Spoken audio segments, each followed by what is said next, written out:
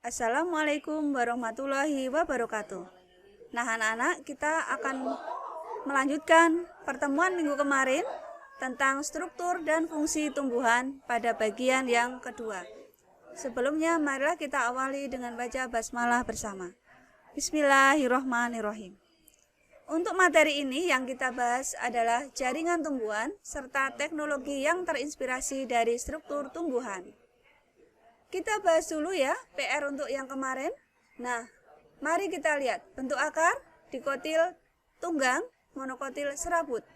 Cabang batang dikotil ada, monokotil tidak ada. Bentuk pertulangan daun, dikotil menyirip atau menjari, untuk monokotil sejajar atau melengkung.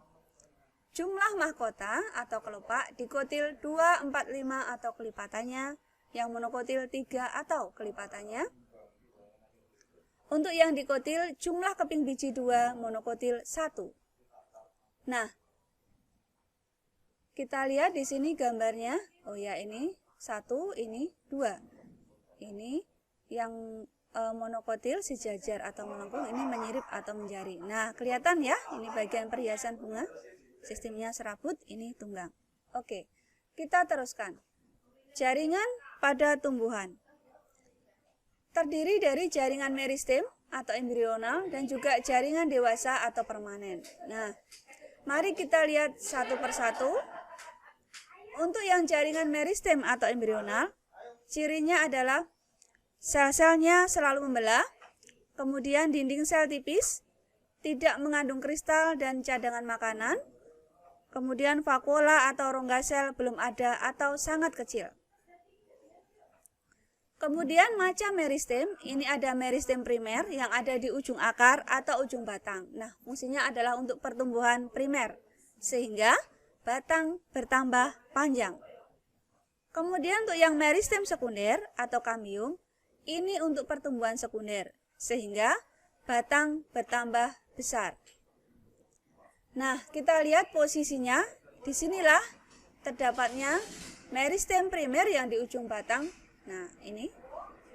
Kemudian yang di ujung akar ini. Yang sekunder ini adalah yang di kambium ya, di antara xilem dan floem. Ini pada batang. Kelihatan ya? Kemudian kita beralih ke jaringan dewasa atau permanen, yaitu berasal dari pembelahan jaringan meristem primer dan sekunder. Dan dia sudah mengalami diferensiasi atau perubahan bentuk sehingga memiliki fungsi tertentu dan dia sudah tidak aktif membelah. Untuk jaringan permanen, ini ada 4 macam, yaitu jaringan pelindung atau epidermis, jaringan dasar, jaringan penyokong, dan juga jaringan pengangkut. Kita lihat yang pertama, jaringan pelindung atau epidermis. Cirinya, yang pertama adalah bentuknya seperti balok, ya, kemudian tersusun selapis sel dan rapat, tidak memiliki klorofil dan dia bisa memiliki modifikasi sesuai dengan letak dan fungsi. Fungsi utamanya adalah untuk melindungi jaringan yang berada di sebelah bawahnya. Nah, inilah contoh epidermis. Nah, kemudian tadi dikatakan dia bisa mengalami modifikasi, yaitu perubahan struktur untuk mendukung fungsi yang tertentu. Contohnya apa? Kita lihat.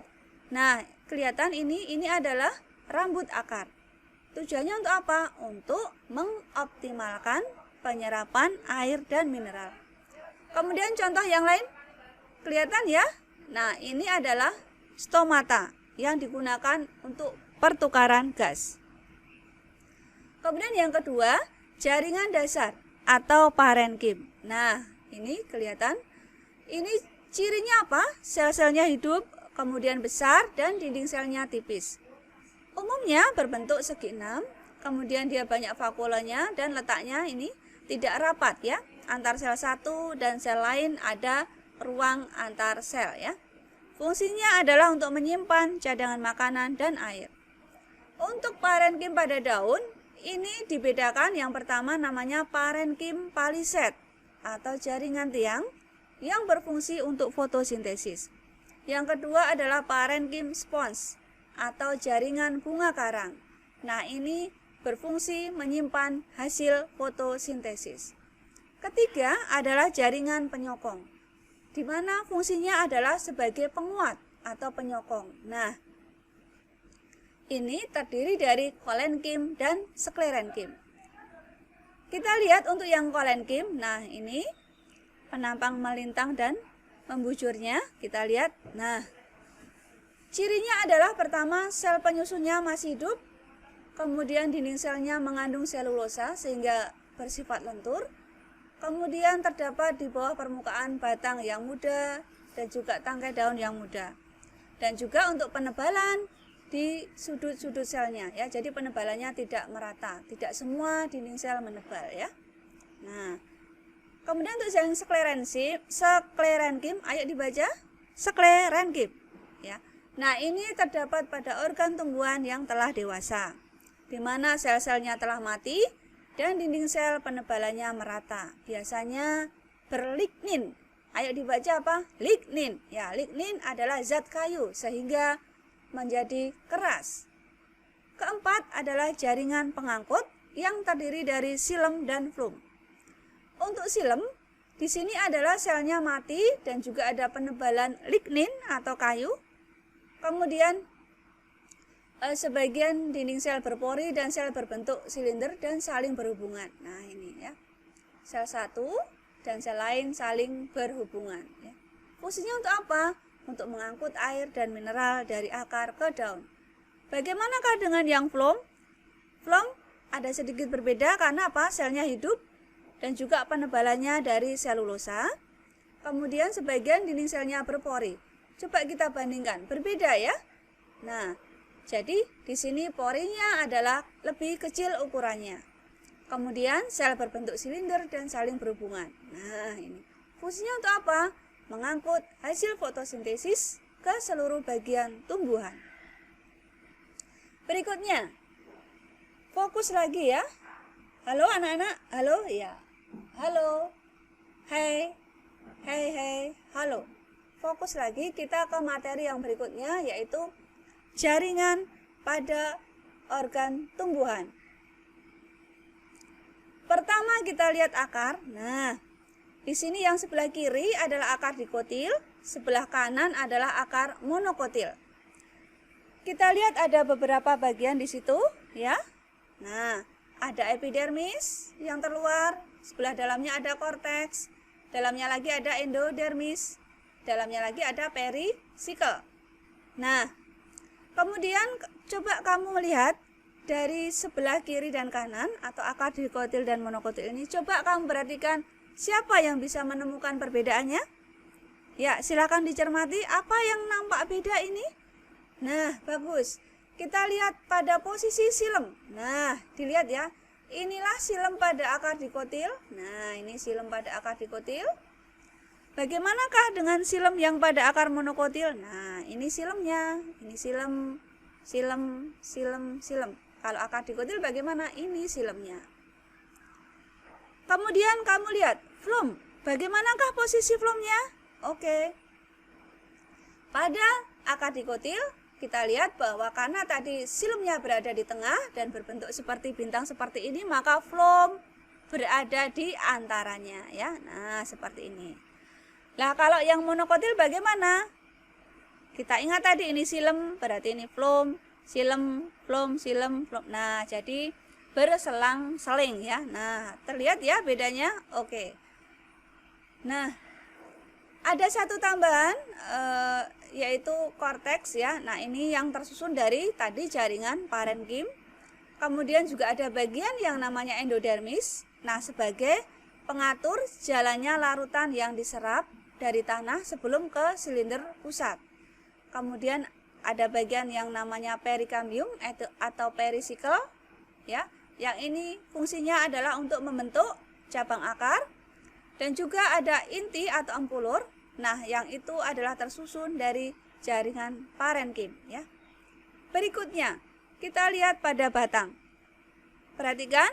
Nah, siapa tahu yang sebelah kiri dikotil atau monokotil? Ya, kalau yang sebelah kanan berarti apa? Oke, yang sebelah kiri adalah dikotil, berarti yang sebelah kanan adalah monokotil.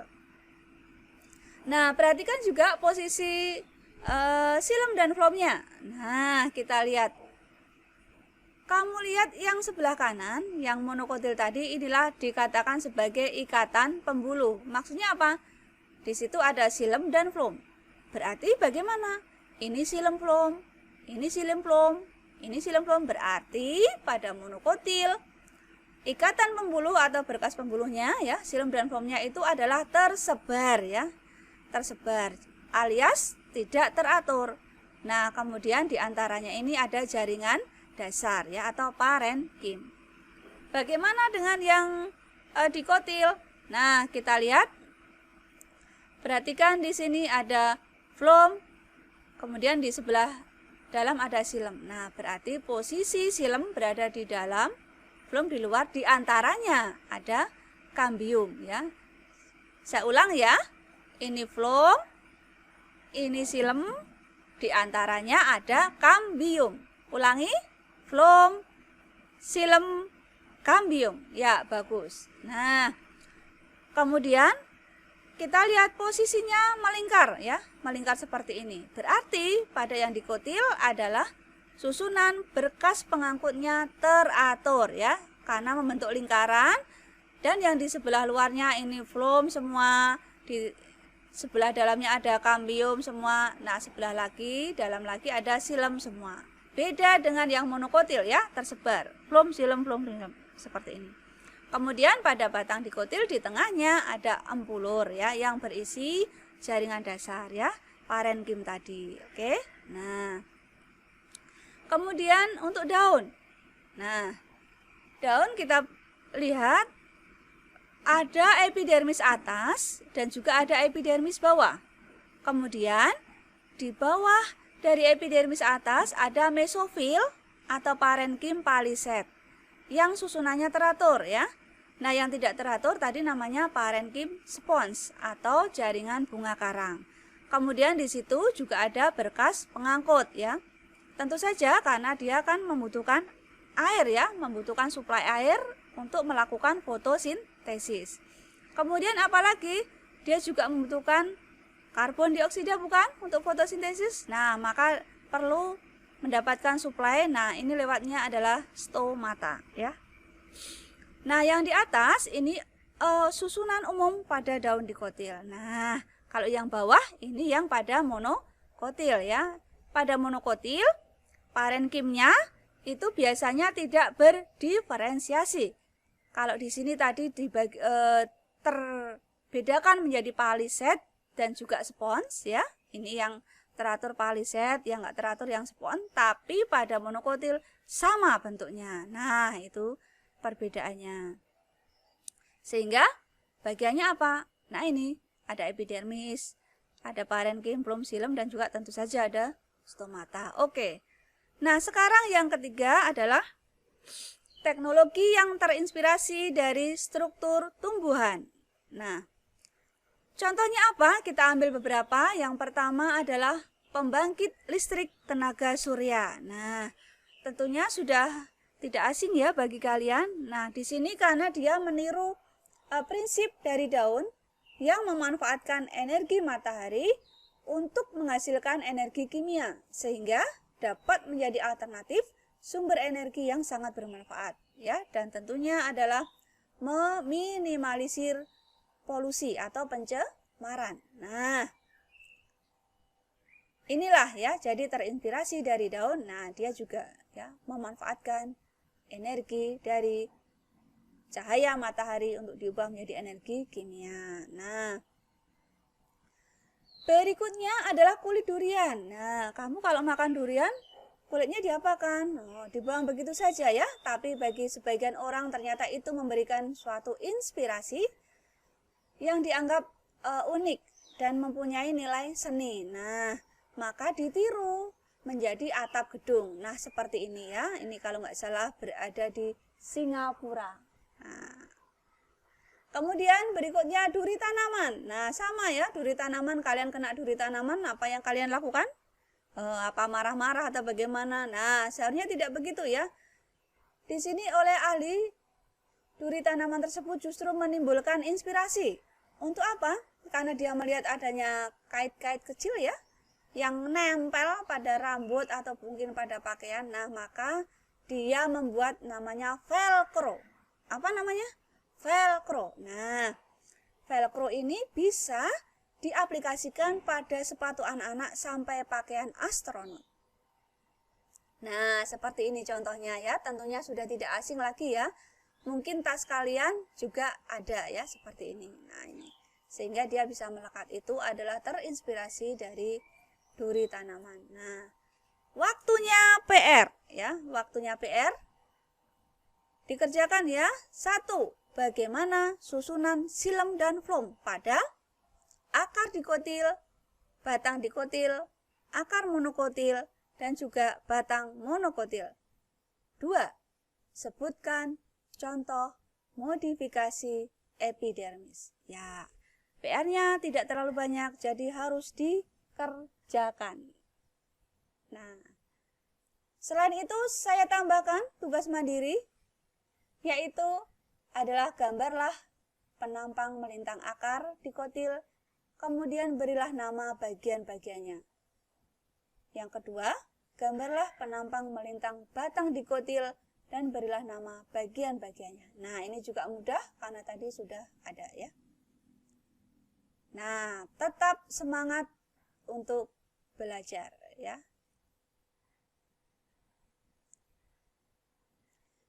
Oh ya, jangan lupa kita akhiri pada pertemuan kali ini dengan membaca hamdalah bersama-sama.